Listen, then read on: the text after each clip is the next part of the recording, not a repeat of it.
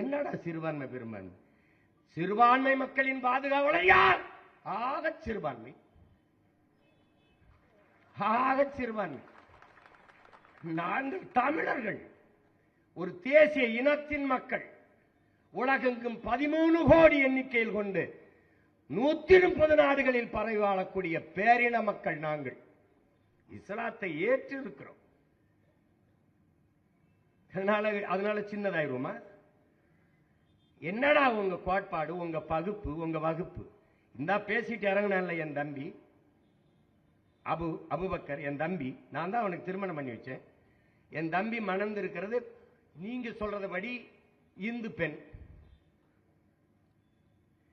அவன் அந்த நிக்கா முடிக்கிறதுக்கு ஒரு நொடி வரைக்கும் அவன் இந்து பெரும்பான்மை. என் தம்பியை மணந்து அவன் நிக்கா முடிச்ச அடுத்த நொடியில சிறுபான்மை. நான் எந்த செருப்பு வச்சுறா அவங்களை அடிக்கிறது?